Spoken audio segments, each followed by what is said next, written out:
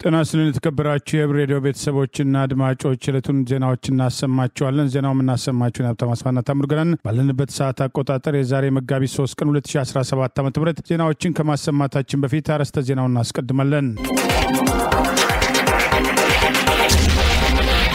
የፋኖ ወታደራዊ ጥቃትና የኮሎኔሉ መደምሰስ፣ የትግራይ ቀውስና የነጌታቸው ረዳ ሩጫ፣ ጎጃም በሸዋና ወሎና ጎንደር ወታደራዊ ድሎች፣ ቅናትና ሞት ከአንጋሮ ችሎት፣ ትራምፕ አስተዳደር የቀረበው ጥሪ፣ የሀያላኑ ወታደራዊ ልምምድ የሚሉና ሌሎችም ወቅታዊ ዜናዎች አሉን። ዝርዝሩን እንሆ።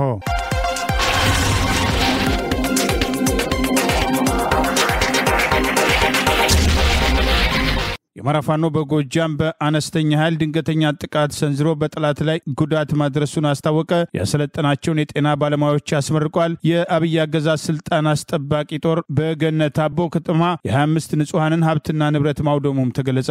የአማራ ፋኖ በጎጃም 3ኛው አገው ምድር ክፍለ ጦር የጊዮን ብርጌድ ዛሬ መጋቢት 3 ቀን 2017 ዓ.ም ፋኖ አለምነህ ፈጠነ የተባለ አባል ብርጌዱ የሰጠውን ተልዕኮ ይዞ ወደ ሰከላ ወረዳ ግሽ አባይ ከተማ ብቻውን ዘልቆ በመግባት ሁለት የአብይ አገዛዝ ስልጣን አስጠባቂ ወታደሮችን ደምሶ ሁለት በማቁሰል አንድ ጥቁር ክላሽ በማረክ መቻሉ ታውቋል። ጀግናው ፋኖ አለምነህ ፈጠነ ምንም አይነት ጉዳት ሳይደርስበት ታላቅ ጀብዱ በመስራት የፋኖን ድንቅ ብቃት በማስመስከር ተልዕኮን መፈጸሙን ፋኖ የቻለ አድማሱ የአማራ ፋኖ በጎጃም 3ኛው ክፍለ ጦር ጊዮን ብርጌድ ቃል አቀባይ አስታውቋል። ይህ በእንዲህ እንዳለ የአማራ ፋኖ በጎጃም 8ኛው በላይ ዘለቀ ክፍለ ጦር የጤና ባለሙያዎችን ዛሬ መጋቢት 3 ቀን 2017 ዓ.ም በታላቅ ስነ ስርዓት አስመርቋል። ስልጠናውን ለተከታታይ 3 ወራት በብቁ ባለሙያዎች የወሰዱት ሰልጣኞች በምረቃ ስነ ስርዓቱ ላይ አሰልጣኞች፣ የብርጌድ አመራሮች፣ የክፍለ ጦር አመራሮች እንዲሁም የፖለቲካ መኮንኖች ተገኝተው ለተመራቂ ባለሙያዎች መልእክት ማስተላለፋቸውን፣ የሥራ አቅጣጫ መስጠታቸውን የአማራ ፋኖ በጎጃም ዛሬ መጋቢት 3 ቀን 2017 ባወጣው መግለጫ ጠቅሷል። ተመራቂ የጤና ባለሙያዎቹ በበኩላቸው በቆይታቸው አመርቂ ስልጠና እንደተሰጣቸው ገልጸው በህልውና ትግሉ የራሳቸውን አዎንታዊ ታሪክ ለመጻፍ መዘጋጀታቸውን አረጋግጠዋል። ክፍለ ጦሩ የስልጠና ማዕከሉ በቅርቡ ባህር ዳር ላይ በብልጽግና ጨፍጫፊ ሰራዊት በጥይት ተደብድቦ ህይወቱ በተቀጠፈው ስፔሻሊስት ሐኪም ዶክተር አንዱዓለም ዳኜ ስም ዶክተር አንዱዓለም ዳኜ የጤና ስልጠና ማዕከል በሚል መሰየሙንም አስታውቋል። ይህ በእንዲህ እንዳለ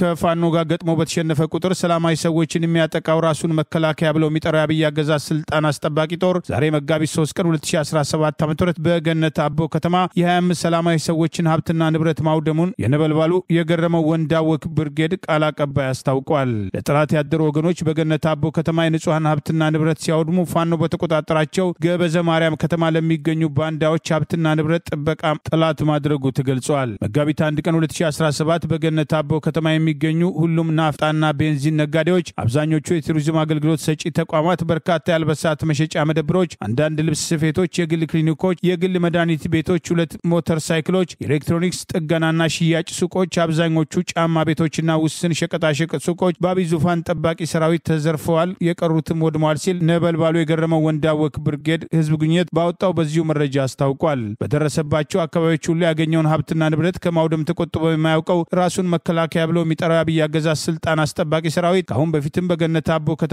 ከአቶ አበበ መኩሪያ ሆቴል ብቻ ወደ 3 ሚሊዮን ብር የሚገመት ሀብትና ንብረት መዝረፉን፣ እንደዚሁም የገነት አቦ መሰናዶና የገነተ ሙሉ ሳይክል ትምህርት ቤቶችን ማውደሙን፣ ወደ ፍኖተ ሰላም መመለሱን ይሄው መረጃ አስታውሷል። በተመሳሳይ በብር አዳማ ታዳጊ ከተማም በርካታ የሸቀጣሸቀጥ ሱቆችን፣ ወርቅ ቤቶችን፣ ምግብ ቤቶችን፣ የአልባሳት መሸጫ መደብሮችና የአርብ ገበያ የጤና ጣቢያ ዘርፎና አቃጥሎ ወደ ግሽ አባይ መሄዱን ጠቅሷል። ማህበረሰቡ ለረጅም ዘመናት ሰርቶ ላካበተው ሀብትና ንብረት ለራሱና ለቤተሰቡ ህይወት ከፋኖ ጎን ተሰልፎ ተገቢው ጥበቃ ሊያደርግ እንደሚገባ ብርጌዱ ጥሪ አቅርበዋል። ይህ በእንዲህ እንዳለ የአማራ ፋኖ በጎጃም የአገዛዙን መረጃና ደህንነቶች በቁጥጥር ስር መዋሉን አስታውቋል። ትላንት መጋቢት 2 ቀን 2017 ዓ.ም ስናን አባጅሜ ብርጌድ የብርሃኑ ጁላ ጦር ከበባ ውስጥ በማስገባት በቆረጣ ጭምር ከፍተኛ ጥቃት በማድረስ ሰብአዊና ቁሳዊ ኪሳራ በጠላት ላይ ከማድረስ ባሻገር ያገዛዙን መረጃና ደህንነቶች በቁጥጥር ስር ማድረጉን አስታውቋል። በሽንፈቱ የተበሳጨው ያገዛዙ ጦር እህል ለማስፈጨት ከገጠር ወደ ከተማ የገቡትን ንጹሐንን መንገድ ላይ በማቆም ሲደበድብ መዋሉን የገለጸው ይኸው መረጃ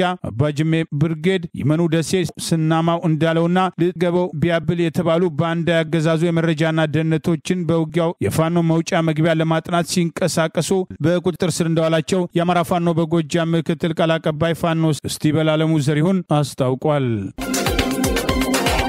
የትግራይ ጊዜያዊ አስተዳደር የፌዴራል መንግስቱም ትግራይ ክልል እንዲገባም ሲል ጥሪ ያቀረበ። የትግራይ ክልል ጊዜያዊ መስተዳደር የፌዴራል መንግስቱም የትግራይ ህዝብ ዳግም ወደ እልቂት ሲገባም ዝም ብሎ ሊመለከትም አይገባም ሲል በመግለጫው ላይ አጽንኦት ሰጥቷል። የትግራይ ጊዜያዊ አስተዳደር በትግራይ ክልል ስላለው ወቅታዊ ሁኔታ በማስመልከት ዛሬ ረፋድ ባወጣው መግለጫ አስተዳደሩ የትግራይ ጦር አዛዦችም ከተልኮ ውጪ የአንድ ጠባብ ቡድን የስልጣን ጥማት ለማርካት በማለት ግልጽ መፈንቅለ መንግስት ለማድረግ የተንቀሳቀሱ ቆይተዋል ያለ ሲሆን በዚህም ሳምንትም በተመሳሳይ በሰሜን ምስራቅና በደቡብ ግንባር አዛዦችም እንቅስቃሴያቸው በከፋ ሁኔታም ተባብሶ ቀጥሏል ብሏል። አስተዳደሩ በዚህ መግለጫ ይህንን አደገኛ ያለውን እንቅስቃሴም እንዲያስቆም ለአጠቃላይ ጦር አዛዡ ለሌተና ጀነራል ታደሰ ወረደ ትዕዛዝ ቢሰጣቸውም የጥፋቱ ድርጊትን ማስቆም እንዳልቻሉም አስታውቋል። የጥፋቱ ድርጊቶችም ተባብሰው በቀጠሉበት በአሁኑ ሰዓት በሲቪሎች ላይ ያነጣጠረ ያለው ጥቃት እየተፈጸመ መሆኑን ከላይ እስከታች ያለውን የመንግስት መዋቅርም የማፍራረስ እንቅስቃሴም ቀጥሏል ሲል በመግለጫው ላይ ጠቅሷል። ጊዜያዊ አስተዳደሩ በመግለጫው የትግራይ ጦር የበላይ አዛዦችም የኋላ ቀሩን ቡድን ፍላጎት ለማሟላት ሲሉ መንግስትም እንዲፈርስ እንደዚሁም የፕሪቶሪያው ሰላም ስምምነት በይፋ እንዲጣስ በማድረግ የትግራይ ህዝብ ዳግም ወደ ጦርነትም እያስገቡት ይገኛል ሲል ተችቷቸዋል። አስተዳደሩ በመጨረሻም የፌዴራል መንግስቱ በትግራይ የጸጥታ ኃይል ስም የሚንቀሳቀሱት ታጣቂዎችን የአንድ ኋላ ቀር ወንጀለኛ ቡድን ተላላኪዎች እንጂ የትግራይ ህዝብና ጊዜያዊ አስተዳደሩን እንደማይወክሉ በመረዳት አስፈላጊ እርዳታ ማድረግ አለበትም ብሏል። ከዚህም ባሻገር የፕሪቶሪያው የሰላም ስምምነት በይፋ እንዲፈርስ የትግራይ ህዝብ ዳግም ወደ እልቂት እንዲገባ ዝም ተብሎ ሊመለከት አይገባም ሲል ጊዜያዊ አስተዳደሩ በመግለጫው ላይ ጠቅሷል። በዚህ እንዳለ የፌዴራል መንግስቱ በትግራይ ክልል ያለውን አሳሳቢ የጸጥታ ሁኔታ በመረዳት አስፈላጊውን ድጋፍ ማድረግ አለበት ሲል ጊዜያዊ አስተዳደሩ በመግለጫው የገለጸ ሲሆን እነዚህ አካላት ወንጀሎቻቸውን ለመከላከል የፕሪቶሪያውን ስምምነት እያፈረሱ ይገኛሉ ብሏል።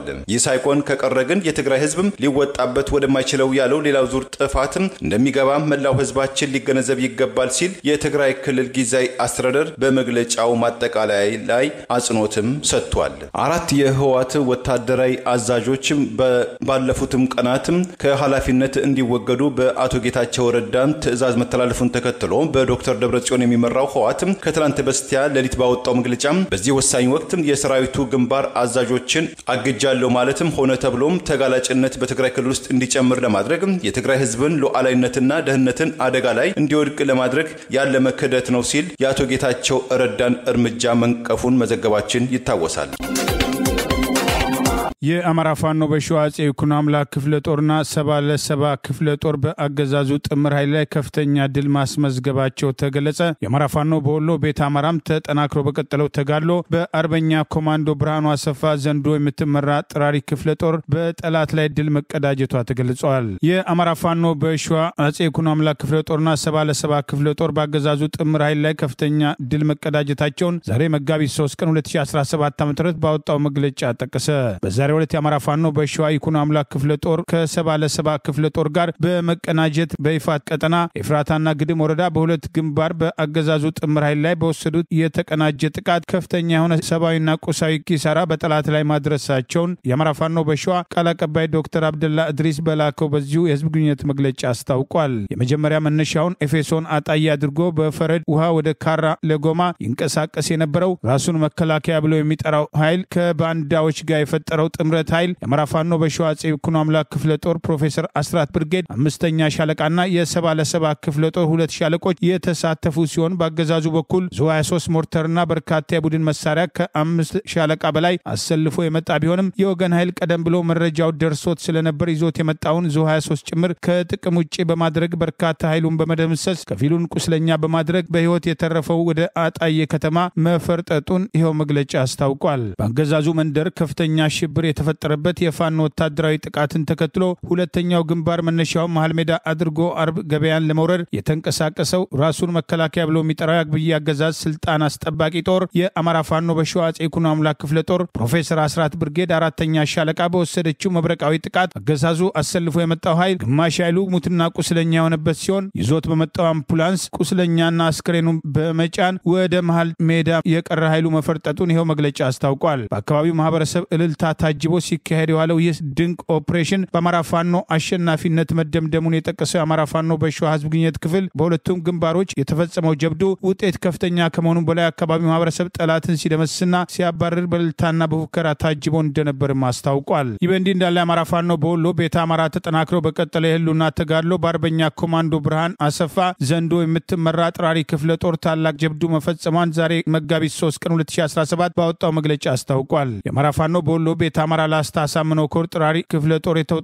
በቁጥር ጥቂት ተወርዋሪ ፋኖች የብርሃኑ ጁላ ሰራዊት ጀነራል በግዳን ወረዳ ዋና ከተማ ሙጃ ላይ የጦር አመራሮች ሚሊሻና የአድማ ብተና አመራሮችን የካቲት 30 ቀን 2017 ዓ.ም ከሌሊቱ 6 ሰዓት ላይ እየተወያዩ ባሉበት ቅጽበት ወርቅ አውጡ ምሽግን ሰባብረው በመግባት ስብሰባው እንዲቋረጥ ጀነራሉ ታፈነ በሚል ወደ ጋሸና ከተማ እንዲፈረጥጥ ያደረጉት ሲሆን ከዚሁ ጋር በተያያዘ ከጥራሪ ክፍለ ጦር የተውጣጡ አናብስት ፋኖች ለአማራ ህዝብ ነጻነት ሲል በተሰዋው ፋኖ ኤፍሬም ስም ዘመቻ ኤፍሬም ብለው ሰይመው ያገዛዙ ሰራዊት ከሙጃ ከተማ ተነስቶ ወንዳች ከተማ ላይ አፈና በማድረግ በተጓዙበት ቅጽበት የጠላት ኃይል ባላሰበውና ባልጠበቀው ትላንት መጋቢት 2 ቀን 2017 ዓ.ም ከሌሊቱ 5 ሰዓት እስከ 5 ሰዓት ተኩል ለ30 ደቂቃ በፈጀ ድንቅ ኦፕሬሽን በርካታ ቁጥር ያለው የጠላት ኃይል ሙትና ቁስለኛ ማድረግ መቻሉን በርከት ያለ የጦር መሳሪያና ተተኳሽ ማርከው ጠላትም ሙትና ቁስለኛውን ይዞ ወደ ነበረበት የሽንፈት ካምባ እንዲመለስ ማድረጋቸውን የአማራ ፋኖ በወሎ ቤተ አማራ ዛሬ መጋቢት 3 ቀን 2017 ባወጣው መዳረሻው ድልና ነጻነት የሆነ የአማራ ህዝብ ህልውና ተጋድሎ ተጠናክሮ ይቀጥላል ሲል አስታውቋል። ይህ በእንዲህ እንዳለ የአማራ ፋኖ በወሎ ቤተ አማራ ህዝባዊ ድጋፍ ያገኘ ሲሆን ህዝቡ አደባባይ በመውጣት ፋኖ የህዝብ ልጅ መሆኑን የአማራ ፋኖ በወሎ ቤተ አማራ አደረጃጀትም ለህልውናው የሚታገልለት መሆኑን በመግለጽ ድጋፉን ሰጥቷል። የአማራ ፋኖ በወሎ ቤተ አማራ ህዝብ ግንኙነት ባገኘነው በዚሁ መረጃ ሰልፈኞቹ የኢትዮጵያ ባንዲራን በመያዝ በአጀብ ድምጻቸውን በማሰማት ለፋኖ ትግል ያላቸውን አጋርነት ገልጸዋል። የአማራ ፋኖ በወሎ ቤተ አማራ የአማራን የሚያድን አደረጃጀት ነው። አደረጃጀት ነው። የአማራ ፋኖ በወሎ ቤተ አማራ የአማራን ህዝብ የሚያድን አደረጃጀት ነው። የፋኖ ትግል እውነተኛ ትግል ነው። እውነተኛ ትግል ነው። የፋኖ ትግል እውነተኛ ትግል ነው። እውነተኛ ትግል ነው። እውነተኛ ትግል ነው። እውነተኛ ትግል ነው። በአዲስ አበባ ከተማ ልደታ ክፍለ ከተማ ውስጥ በወረዳ 6 ካርል አደባባይ አካባቢ በሚገኝ የኢትዮጵያ ንግድ ባንክ ቅርንጫፍ አንድ ግለሰብ ሁለት ሰዎችን ገድሎ ራሱን እንዳጠፋ የመዲናይቱ ፖሊስም ገለጸ። ትላንት ማክሰኞ መጋቢት 2017 ዓ.ም ለሶስት ሰዎች ሞት ምክንያት የሆነው ሁኔታ የተፈጠረው የፍቅር ጥያቄ ምላሽ አላገኘም በማለት ምክንያት መሆኑን የገለጸው ፖሊስ አቶ ሽፈራው ረጋሳ የተባለ የኢትዮጵያ ንግድ ባንክ የጥበቃ ሰራተኛ ለስራ ባልደረባው የፍቅር ጥያቄ አቅርቦላት ምላሽ ባለማግኘቱም ግለሰቧንና ከግለሰቧ ጋር የፍቅር ግንኙነት አለው በሚል የጠረጠረውን ሌላ ባልደረባውን በመግደል ራሱን ህይወትም እንዳጠፋም ፖሊስም አስታውቋል። ግለሰቡ የፍቅር ጥያቄ ያቀረበላት ወይዘሪት ሐናም ተስፋ የተባለች የ32 ዓመት ወጣት ስትሆን ሌላኛው ሟች አቶ ንጉሴ ብርሃኑ የተባለ የሥራ ባልደረባው በጥይት ተተኩሶ መገደላቸው ተገልጿል። የአዲስ አበባ ፖሊስም የህዝብ ግንኙነት ኃላፊው ኮማንደር ማርቆስ ታደሰ ለመገናኛ ብዙሃን እንደገለጹት ወንጀሉን የፈጸመው የጥበቃ ሰራተኛ ካለተራው ሌላ ሰራተኛን ተክቶ በመግባትና ከምሽትም የጥበቃ ሰራተኞች የጦር መሳሪያ በመቀበል ግድያውን ፈጽሟል ብለዋል። ግለሰቡ ግድያውን የፈጸመው ተጠርጣሪው ወደ ዕለታዊ ስራቸው እስኪገቡ ድረስ በመጠበቅ መጀመሪያ አቶ ንጉሴ ብርሃኑ የተባለውን ግለሰብ በሁለት ጥይት መትቶ መግደሉን የገለጹት ኮማንደር ማርቆስ ግድያው ጠዋትም ከ1 ሰዓትም ተኩል እስከ 2 ሰዓት ሩብ ጉዳይ ድረስ ባለው ጊዜ ውስጥ መፈጸሙን ገልጸው በሁለቱ ግድያዎች መካከል የ15 ደቂቃ የሚሆን የጊዜ ክፍተት እንደነበረም አክለዋል። ግድያውን የፈጸመው ግለሰብ ባልደረባውን ተኩሶም ከገደለ በኋላ ሌላኛውን የጥቃቱም ሰለባን ከመግደሉ በፊት ከድርጊቱ እንዲቆጠብ መጠየቁን ነገር ግን ፈቃደኛ እንዳልነበረም ተናግረዋል። ግለሰቡ መሳሪያውን እንዲያስቀምጥና እጁንም ለጸጥታ ኃይሎች እንዲሰጥ በተደጋጋሚ ጥያቄ ቀርቦለት የነበረም ሲሆን በዚህ መካከልም ወደ ባንኩ አንደኛ ፎቅ በማምራት የፍቅር ጥያቄውን አልተቀበለችም ያለትን በተመሳሳይ ሁኔታ በጥይት መቶም ህይወቷን አሳልፏልም ብለዋል። ግለሰቡ ሁለቱም ባልደረቦችን ከገደለ በኋላ በያዘው መሳሪያ የራሱን ህይወትም እንዳጠፋም የገለጹት የህዝብ ግንኙነቱ በክስተቱ በአጠቃላይ የሶስት ሰዎች ህይወት ማለፉን ተናግረዋል።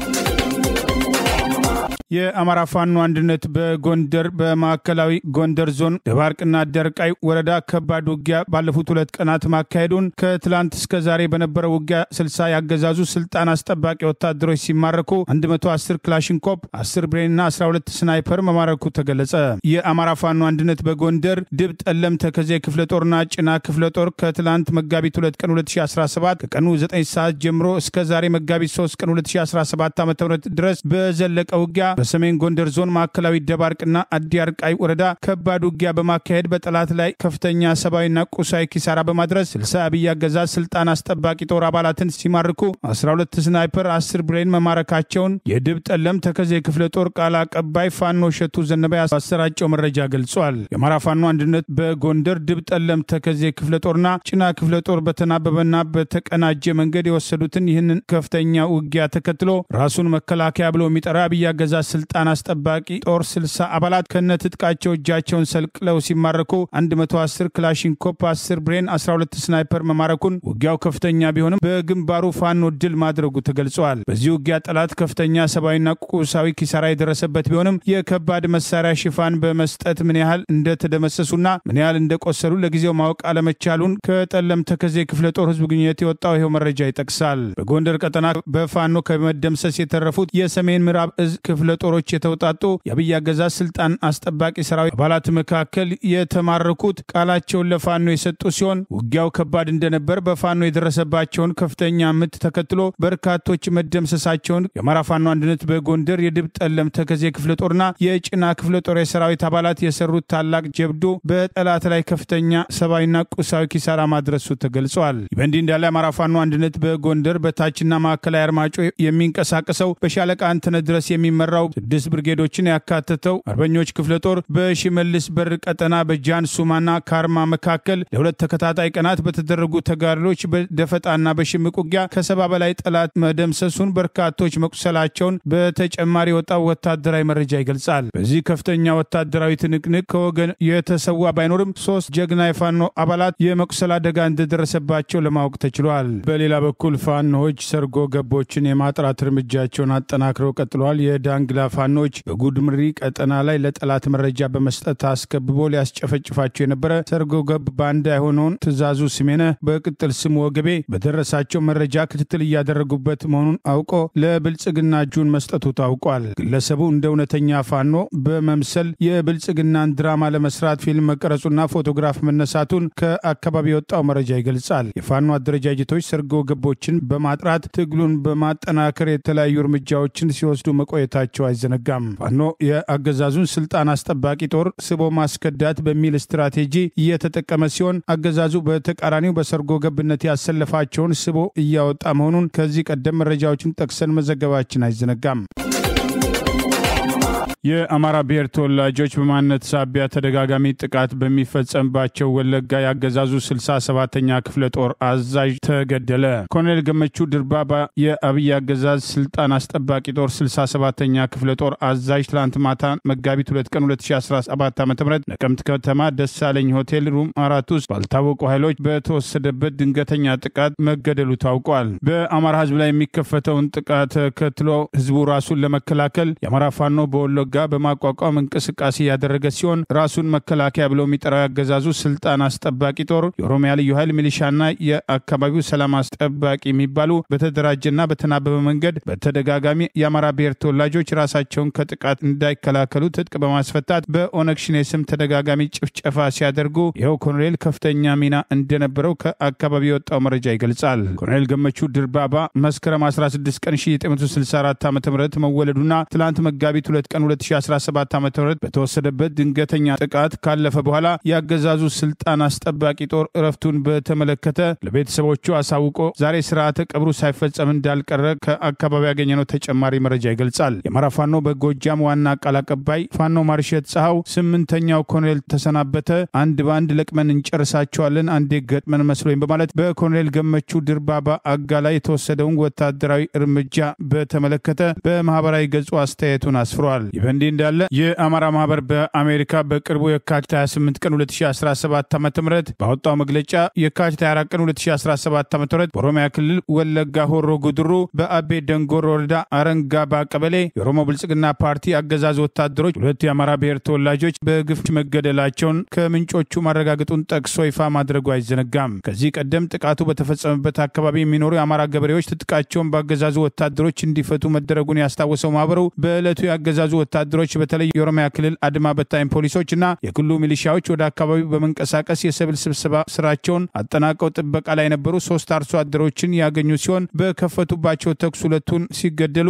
3ኛው ጆሮ ላይ እንደቆሰለ ከምንጮቹ ማረጋገጡን የጠቀሰ ሲሆን በዚህ ጥቃት የተገደሉት 2 ሰዎች አርጌ ሰይድና ሰይድ መሐመድ ሲሆኑ የሟቾችን አስክሬን በማግስቱ የካቲት 25 ቀን 2017 ዓ.ም በአቅራቢያ የሚገኝ የሙስሊሞች መካነ መቃብር መፈጸሙን በዚሁ መግለጫ መጥቀሱን መዘገባችን አይዘነጋም።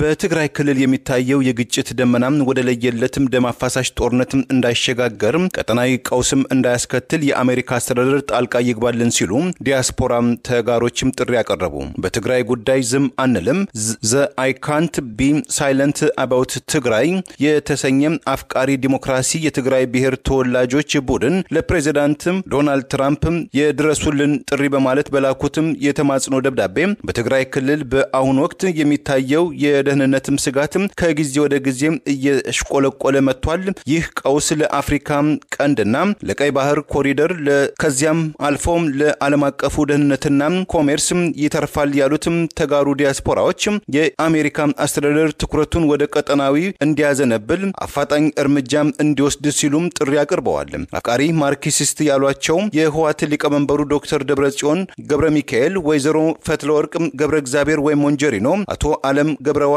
አቶ አማኑኤል አሰፋና አቶ ጌታቸው አሰፋም ከተወሰኑ የትግራይ ኃይሎች ጋር በመወገን የትግራይ ክልልን ወደ ቀውስም ምድር እየለወጡት ይገኛሉ ያሉትም ተጋሩ የትግራይ ዲያስፖራዎች የሰላም ሂደቱን አደናቅፏል ያላቸው ጀነራል ምግበም ኃይሌ፣ ጀነራል የዮሐንስ ወልደ ጊዮርጊስ፣ ጀነራል ኃይለ ሥላሴ ግርማይና ጀነራል ማሃሾ በየነ ረቂቅ ባሉትም እንቅስቃሴ የአካባቢውን የአስተዳደር ሂደትን በማፍረስም ታጣቂ ኃይሎችን በመሾም የተቃዋሚዎችን ድምጽ ለመዝጋትም እያሴሩ ይገኛሉ። በተለይ ጀነራል ዮሐንስ ወልደ ጊዮርጊስ የሚመሩት ኃይል ሻርቲም ሳምሪ አካባቢ በሲቪል ዜጎች ላይ ጦርነትም እንዲከፈትም አድርጓል ሲሉም ወቅሰዋል። የፕሪቶሪያው የሰላም ስምምነትን ወደ ጎን በማድረግ የተወሰኑ የህወሓት ኦሊጋርኪዎች ከኤርትራው ፕሬዝዳንት አቶ ኢሳያስ አፈወርቂ ጋር በማበር ስልጣን ዳግም ለመያዝ ጥረት እያደረጉ ይገኛሉ። የኤርትራ መንግስትም ለአሜሪካ ጥቅምና ለዓለም አቀፉ ደህንነት ስጋት እየፈጠረ ይገኛል ያሉት ዲያስፖራ ተጋሮች ስጋቱም ለአፍሪካ ቀንድ ይተርፋል፣ የትግራይ ክልል ፖለቲካዊ ቀውስም እንዲቀለበስም የአሜሪካ አስተዳደር በተወሰኑ ግለሰቦችና በኤርትራ መንግስት ላይ ማዕቀቦችን ይጣልልን፣ የኢትዮጵያ መንግስትና የትግራይ ጊዜያዊ ክልል አስተዳደርም የፕሪቶሪያው የሰላም ስምምነትን ሙሉ በሙሉ ተግባራዊ እንዲያደርጉ ጫና ይፍጠሩ፣ ይህ ካልሆነ ግን ታሪክና ዓለም ይፋረዳል ሲሉ ለፕሬዝዳንት ዶናልድ ትራምፕ አስተዳደር አስቸኳይ ጣልቃ ገብነት ጥያቄም አቅርበዋል። ደብረጽዮን ቡድን በትግራይ ያለውን ቀጠና እያሰፋ ነው። ከአፋር ጋር የሚያዋስነውን ድንበር ለመዝጋት ጦር ማንቀሳቀሱ ታውቋል። ጌታቸው ረዳ አዲስ አበባ ላይ ጀነራል ጻድቃን ወደ አሜሪካ መሄዳቸውን ተከትሎ ደጋፊዎቻቸው የተከዳን ስሜት እንዳላቸውና ጌታቸው ረዳ በአስቸኳይ ወደ ትግራይ ተመለስ የሚል ጥሪ እየቀረበ ነው። ጌታቸው ረዳ በበኩሉ መቀመጫቸውን አዲስ አበባ ያደረጉ አሜሪካን ጨምሮ የተለያዩ ሀገራት አምባሳደሮችን ማናገሩን ይፋ አድርጓል። የህወሓት መሪዎች የስልጣን ፍጥጫ ወደ ኃይል እርምጃ የቀጠለ ሲሆን በትላንትናው ዕለት የተወሰዱ ወታደራዊ እርምጃዎችን ተከትሎ በአዲግራት የተለያዩ ቢሮዎችን የተቆጣጠረው የደብረጽዮን ገብረ ሚካኤል የህወሓት ወታደራዊ አዛዦችን ያሰለፈው ቡድን ቀጠናውን እያሰፋ ሲሆን ዛሬም በርካታ ታጣቂዎችን ወደ ተለያዩ የትግራይና አማራን ወደሚያዋስነው የወልቃይት ድንበር አካባቢ በአፋርም ትግራይን ከአፋር ወደሚያዋስናቸው አካባቢዎች የአብይ አገዛዝ ስልጣን አስጠባቂ ጦር ወደ ትግራይ ሊገባ ይችላሉ የሚባሉ ቦታዎችን በራያም ከአማራ ጋር በሚያዋስናቸውና ተፈናቃዮችን አሰፈርኩ ባለበት አካባቢ በቅርብ ርቀት እንዲሁ ታጣቂዎችን ዛሬ አንቀሳቅሶ ከከባድ መሳሪያ ጋር ማሰለፍ መጀመሩ ታውቋል። ጌታቸው ረዳ በይፋ ፌዴራል መንግስቱ ጣልቃ እንዲገባ ጥሪ ማቅረቡን ተከትሎ ጌታቸው ረዳ ፈርጥጣ አዲስ አበባ ከምትቀመጥ ወደ ትግራይ ተመልሰ አመራር ስጠን በማለት ደጋፊዎቹ በማህበራዊ ሚዲያ በወቀሳ ጥሪ ያቀረቡ ሲሆን በምክትል ፕሬዝዳንት ማዕረግ ሌላው የጊዜያዊ አስተዳደሩ ባለስልጣን የሆነው ሌተናንት ጀነራል ጻድቃን ገብረተንሳይ ለዲፕሎማሲ ተልኮ ወደ አሜሪካ ዛሬ ማቅና ማቅናቱም ተጠቅሷል። ጌታቸው ረዳ አዲስ አበባ ካለበት ዛሬ ማምሻውን የደጋፊዎቹን ወቀሳ ወደ ጎን በማድረግ በአዲስ አበባ የአሜሪካ፣ የጀርመን፣ የፈረንሳይ፣ የጣሊያን፣ የአውሮፓ ህብረትና የእንግሊዝ አምባሳደሮችን አግኝቶ የትግራይ ጊዜያዊ አስተዳደር የገጠመውን ፈተና በተመለከተ ማስረዳቱና የትግራይ ጊዜያዊ አስተዳደር በስልጣኑ ላይ እንደሚቀጥል ማስታወቁን ጽፏል። የፕሪቶሪያ ስምምነት ተከትሎ በትግራይ አሁን የተፈጠረው ሁኔታ የት ድረስ ይሄዳል የሚሉ ጉዳዮችም ጭምር ተነስተዋል ያለው ጌታቸው ረዳ ሌላ መጠነ ሰፊ ጥፋት ሊያስከትል የሚችል ጦርነት የአካባቢው ኃይሎች ጭምር የተሳተፉበት የመኖር እድሉ የሰፋ መሆኑን የትግራይ ህዝብ ሰላም ይፈልጋል የሚል ጥሪ ማቅረቡን በዚሁ የኤክስ ወይም ትዊተር ገጹ ባወጣው መረጃ አስታውቋል። ይህ በእንዲህ እንዳለ ዛሬም በትግራይ ጌታቸው ረዳ ደጋፊዎች አደባባይ ወጥተው በሰላማዊ ሰልፍ ተቃውሞ ለማቅረብ መሞከራቸውን ተከትሎ የህወሓት ወታደራዊ አዛዦች የሰጡትን ትዕዛዝ ተከትሎ በወጣቶች ላይ ትላንት እንዳደረጉት ዛሬም ተኩስ መክፈታቸውና ሰልፈኞቹ የተኩስ ሩምታውን ተከትሎ ተበታትነው ሲሮጡ የሚያሳዩ መረጃዎች መውጣት ጀምረዋል። ይህ በእንዲህ እንዳለ የትግራይ ጊዜያዊ አስተዳደር በጌታቸው ረዳ በኩል ያቀረበውን ጥሪ ተከትሎ የፌዴራል መንግስቱ ከነገ ጀምሮ በትግራይ ክልል ጉዳይ የሚጠበቅበት ኃላፊነቱን ይወጣል በማለት ለአገዛዙ የቀረቡ የማህበራዊ ሚዲያ ፈቀላጤዎች ማሳወቅ ጀምረዋል። ጦሩ ነገ ይገባል በማለት እየገለጹ ሲሆን በሌላ በኩል የነደብረ ጽዮን ቡድን በነገው ዕለት ወደ አዲስ አበባ ከአብይ አህመድ ጋር ይወያያል የሚባል ቡድን እንደሚልክም ከትግራይ ማምሻውን የሚወጡ መረጃዎች ይገልጻሉ። በነደብረ ጽዮን የሚመራው የህወሓት ቡድን ትላንት ማምሻውን በአዲ ጉደም በህዝብ ላይ ተኩስ መክፈቱን ተከትሎ በርካታ ወጣቶች የቆሰሉ ሲሆን ደርግ እንደገና በማለት በትግርኛ ቋንቋ የጌታቸው ረዳ ደጋፊዎች የነደብረ ጽዮን ቡድን ሲራገሙ እንደነበር ታውቋል። የአሜሪካው ዓለም አቀፍ የልማት ድርጅት በእንግሊዝኛው ምህጻረ ቃል USAID ሰራተኞች ሚስጥራዊ መረጃ የያዙ ወረቀቶችን እንዲያቃጥሉ ትዕዛዝ እንደተሰጣቸው ተሰማ። ሰራተኞቹም በዚህ ትዕዛዝ ግራ የተጋቡ ሲሆን ድርጅቱ ሙሉ በሙሉ ሊፈርስ ይችላል የሚል ግምትና ጥርጣሬ እንዳደረባቸው ተተንብየዋል። የድርጅቱ ጊዜያዊ ጸሐፊ የሆኑት ኤሪካ ዋይ ካረን ለሰራተኞቹ በላኩት የኤሌክትሮኒክስ መልእክት ወይም ኢሜል ከዋሽንግተን ቢሮ ሚስጥራዊ እናም ግላዊ መረጃዎችን በማስወገዳቸው ምስጋናም አቅርበዋል። ሰራተኞቹም አንድ ቀን ለሚወሰድ የመረጃ ጽዳት ስራ በቢሮ ደጃፍ አቅራቢያ እንዲገኙ ትዕዛዝ ማስተላለፋቸውን በኢሜሉ ላይ የተገለጸ ሲሆን የምትችሉትን ያህል ዶክመንት ቀደዱም ቀጥሎም አቃጥሉ የሚል መመሪያም ከኃላፊዋ መሰጠቱም ታውቋል። እነዚህ ኢሜል ሰራተኞች ሚስጥራዊ መረጃ የያዙ ከረጢቶች ላይ በሚጻፉ ማርከር ሚስጥር ወይም ሴክሬት የሚል መረጃ መያዛቸውን CBS ዜና ዘግቧል። የአሜሪካ ውጭ ጉዳይ ሚኒስቴር በዚህ ጉዳይ ለቀረበለት ጥያቄ ምላሽ ያልሰጠ ሲሆን የአሜሪካው የእርዳታ ድርጅትም ያቃጠላቸው መረጃዎች ቅጂዎችንም አስቀምጦ እንደሆነም እስካሁን ግልጽም አልተደረገም። ዘአሜሪካን ፎሬን ሰርቪስ አሶሲኤትድ የተባለው የUSAID ሰራተኞች ማህበር ወረቀቶቹን እንዲያቃጥሉ እንደተነገራቸው መረጃው እንዳለው የማህበሩ ቃል አቀባይ ኒኪ ጋምረር ለቢቢሲ የተናገሩ ሲሆን ማህበሩም ሰነዶቹ እንዲቃጠሉ መደረጋቸው እንዳሳሰበው ገልጾ አንዳንድ ወረቀቶችም ከስራቸው ለተቀነሱ የUSAID ሰራተኞችና ለሌሎችም እርዳታዎች ጠቃሚ ሊሆኑ ይችላሉ ሲሉ ግምታቸውን ገልጸዋል። ፕሬዚዳንት ዶናልድ ትራምፕ አስተዳደር USAIDን በማፍረስ ምክንያትም ክሶች የቀረቡበትም ሲሆን በርካታ ማህበራት መንግስት የእርዳታ ድርጅቶች የመዘጋት ስልጣን የለውም ሲሉም ይከራከራሉ። ኢትዮጵያን በአመት 1.5 ቢሊዮን ብር የሚሰጣትም የዓለም አቀፉ የአሜሪካ ተራድኦ ድርጅት USAID በፕሬዚዳንት ዶናልድ ትራምፕ ልዩ ትዕዛዝ መሰረትም በቀጣዮቹም 90 ቀናት ውስጥም ስራውን እንዲቋረጥ መደረጉ በዓለም ላይ የሚገኙ የድርጅቱ እርዳታም ተቀባይ የሆኑ ድርጅቶችና አገራትም ቅሬታቸውን ሲገልጹ መቆየታቸው አይዘነጋም።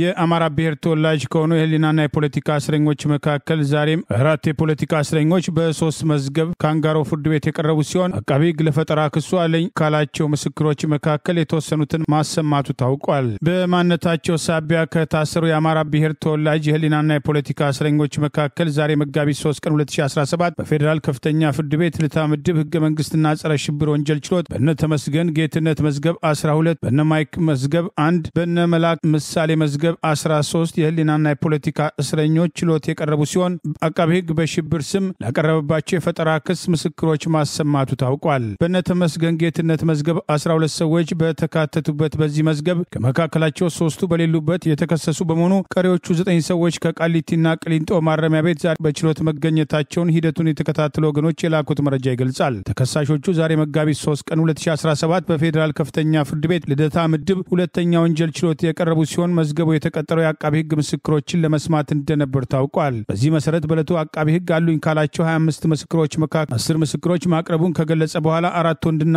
1 ሴት በአጠቃላይ 5 ወደ ችሎት ተጠርተው ቃለ መሐላ እንዲፈጽሙ መደረጉም ታውቋል። ቃለ መሐላ ከፈጸሙ በኋላ ሁለቱ የምስክርነት ቃላቸውን ከሰዓት በኋላ መስጠታቸው ታውቋል። ሁለቱ የደረጃ ምስክሮች መሆናቸው የታወቀ ሲሆን እርስ በርሱ የሚጣረስ የምስክርነት ቃል በተከሳሽ ምትኩ ቢያዝን ላይ መስጠታቸውም ታውቋል። ቀሪ ምስክሮች የመስማት ሂደት እንዲቀጥል በሚል በይደር ለነገ መጋቢት 4 ቀን 2017 ተለዋጭ ቀጠሮ መሰጠቱ ታውቋል። በሌላው የፖለቲካ እስረኛ ማይክ መላክ ችሎትም ዛሬ መጋቢት 3 ቀን 2017 በተመሳሳይ ችሎት የቀረበ ሲሆን አቃቢ ህግ የብይን ግልባጭ ስላልደረሰኝ አሁን ላይ የዋስትና ክርክር ለማድረግ ዝግጁ አይደለም በማለት በዋስትና ጉዳይ ክርክር እንዲደረግ በተያዘው ቀጠሮ ላይ የማጓተት ምላሽ መስጠቱ ታውቋል። የተከሳሽ ጠበቆች በኩላቸው አቃቢ ህግ ሆን ብሎ ብይኑን ባለመውሰድ ደንበኞችን እያጉላላ ነው ሲሉ አቤቱታ ያቀረቡ ሲሆን የግራ ቀኙን ክርክር አደመጥኩ ያለው ችሎትም በይደር ለነገ መጋቢት 4 ቀን 2017 የዋስትና ክርክሩ እንዲደረግ ትዕዛዝ መስጠቱ ታውቋል። 13 የፖለቲካ እስረኞች በተካተቱበት በነመላክ ምሳሌ መዝገብ 2 ተከሳሾች በችሎት የተገኙ ሲሆን መዝገቡ የተቀጠረው የቀሪ 7 ተከሳሾችን የቅጣት አስተያየት ለመቀበል እንደነበር ታውቋል። ይሁን እንጂ አሁንም የቅጣት አስተያየቱ ተጠናቆ ለፍርድ ቤት መድረስ ባለመቻሉ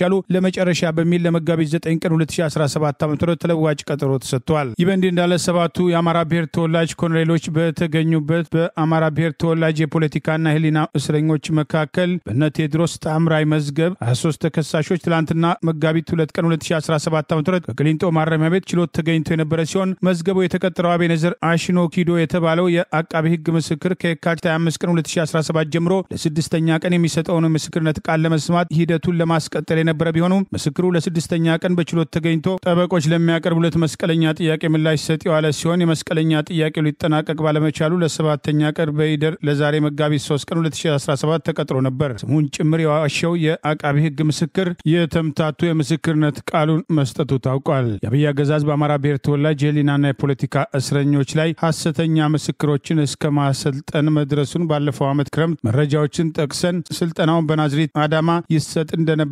መዘገባችን አይዘነጋም። የኢትዮጵያና የተባበሩት አረብ ኤሚሬት አየር ኃይሎች በሶማሊያ የተለያዩ አካባቢዎች በአልሸባብ ታጣቂ ቡድን ላይ የአየር ጥቃትም እየፈጸሙ መሆኑን የአገሪቱ መከላከያ ሚኒስትር አረጋገጠ። የሶማሊያው መከላከያ ሚኒስትር አብዱል ካዲር መሐመድ ኑር ከቢቢሲ የሶማሊኛው ክፍለ ጊዜ ጋር ባደረጉት ቃለ ምልልስ የሶማሊያ ፌዴራላዊ መንግስት ከኢትዮጵያና ከተባበሩት አረብ ኤሚሬት አየር ኃይሎች ጋር በመተባበር ያካሄደ የሚገኘውን ጸረ አልሸባብ ዘመቻን ገልጸው ጸረ አልሸባብ ጥቃቱ የሚፈጸመው ከዓለም አቀፍ ሸሪኮቻችን ጋር የተደረሱ ስምምነቶችን ተጠያቂነትንና የመረጃ ልውውጥን ማዕከል ያደረገ ነው። መረጃዎችም አንዴ ከተረጋገጡ የሶማሊያ ወታደራዊ መኮንን ጥቃቱ እንዲፈጸም ለአጋሮቻችን ትዕዛዝ ይሰጣል። ከዚህ ውጪ ኃላፊነት የጎደለው የአየር ጥቃት በሶማሊያ ግዛት ውስጥ አይፈጸምም ብለዋል። በኢትዮጵያና በሶማሊያ መካከል ተፈጥሮ የነበረውን የዲፕሎማሲ ቁርቋሶ በቱርክ መንግስትም ሸምጋይነት እርቀ ሰላም መውረዱን ያወሱት የሶማሊያው መከላከያ ሚኒስትር አብዱል ካዲር ኢትዮጵያውያን በጸረ አልሸባብ ዘመቻው ላይ ውጤታማ የሆነ እርዳታ እያደረጉልን ይገኛሉ ብለዋል።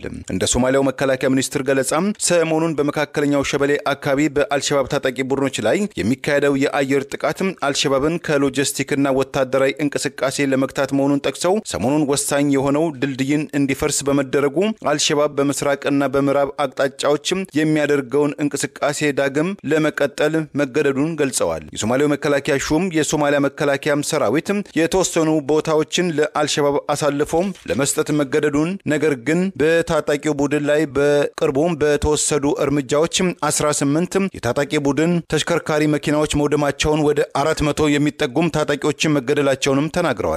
ለምን በአልሸባብ ላይ መጠነ ሰፊ እርምጃ አይካሄድም ለሚለው ጥያቄ ምላሽ የሰጡት የሶማሊያው የመከላከያ ሹም ኑር መጠነ ሰፊ ጦርነት በሶማሊያ ምድር ለማካሄድ የሎጂስቲክና የሁኔታዎች ውስብስብነት አስቸጋሪ ነው። ይሁን እንጂ በጁባላንድና በባኩል ግዛት ውስጥ ጦርነት ቀጥሏል። ለተጨማሪ ኦፕሬሽንም ተዘጋጅተናል ብለዋል። በቅርቡ ራሷን ከማዕከላዊ መንግስት ያራቀችው ፑንትላንድ ውስጥ የተባበሩት አረብ ኤሚሬት አየር ኃይሎች አልማሳከም በተባለው የአልሸባብ ምሽግ ተራራዎች ላይ ጥቃት መፈጸማቸው የተገለጸ ሲሆን ይህም ጥቃት በሶማሊያ መቃደሾ ማዕከላዊ መንግስት እውቅና የተፈጸመ መሆኑን ሚኒስትሩም ገልጸዋል። ሩሲያ፣ ቻይናና ኢራን ግዙፍ የባህር ላይ ወታደራዊ ልምምድ አድርገዋል። የሩሲያ ወታደራዊ ግስጋሴን ተከትሎ ዩክሬን ከተቆጣጠረችው ከርስ ግዛት መልቀቋ ታውቋል። ሩሲያ፣ ቻይናና ኢራን በኦማን ባህረ ሰላጤ ላይ ግዙፍ የተባለ የባህር ላይ ወታደራዊ ልምምድ ማድረግ መጀመራቸው ተገለጸ ሲሆን ሶስቱ ሀገራት መሰል የባህር ላይ ግዙፍ የጋራ ወታደራዊ ልምምድ ሲያደርጉ ይህ ለተከታታይ 5ኛ ዓመት እንደሆነ ተገልጿል። ማሪን ሴኩሪቲ ቤልት 2025 የሚል መጠሪያ የተሰጠው የጋራ ልምምዱ በትላንትናው ዕለት በኢራን ከሀበር ወደብ አቅራቢያ የተጀመረ ሲሆን ልምምዱ በተሳታፊ ሀገራት የባህር ኃይሎች መካከል ያለውን ትብብር ለማጠናከር ያለመ ነው ተብሏል። ልምምዱ የባህር ላይ ኢላማዎችን መምታት፣ ጉዳትን መቆጣጠር እንዲሁም የፍለጋና የነፍስ አድን ስራዎች ላይ ያተኮረ እንደነበርም ከስፍራ የወጡ መረጃዎችን የጠቀሱ ዜና ዘገባዎች አስታውቀዋል። ለሁለት ቀናት በሚቆየው ወታደራዊ ልምምድ የሶስቱ ሀገራት የባህር ኃይሎች በቀንና በማታ ከትላልቅ ካሊበር የጦር መሳሪያዎች እስከ አነስተኛ የጦር መሳሪያዎች የተኩስ ልምምድ እንደሚያደርጉም የተገለጸ ሲሆን በዚህ ወቅትም የጠላት መርከቦችንና ድሮኖችን ኢላማ አድርጎ መምታትን እንደሚለማመዱም ተነግረዋል። ከአዘርባይጃን፣ ደቡብ አፍሪካ፣ ኦማን፣ ካዛኪስታን፣ ፓኪስታን፣ ኳታር፣ ኢራቅ፣ የተባበሩት አረብ ኤሚሬትስና ስሪላንካ የተውጣጡ የባህር ኃይል ቡድኖች ልምምዱን እየተከታተሉ መሆኑም ታውቋል። ኢራን ከአሜሪካ ጋር በተቃረነችበት ማግስት የተጀመረው ልምምድ በሶስቱ ሀገራት መካከል ያለውን ትብብር ለማጠናከር የታለመ ነው የሚል ተጨማሪ መረጃ ወጥቷል። ይህ በእንዲህ እንዳለ ዩክሬን ባለፈው ነሐሴ ወር በምዕራብ ሩሲያ ድንገተኛ ጥቃት በመክፈት ተቆጣጥራ ከነበረው የከርስ ግዛት በስፋት እየለቀቀች እንደምትገኝ የተገለጸ ሲሆን በተቃራኒው የሩሲያ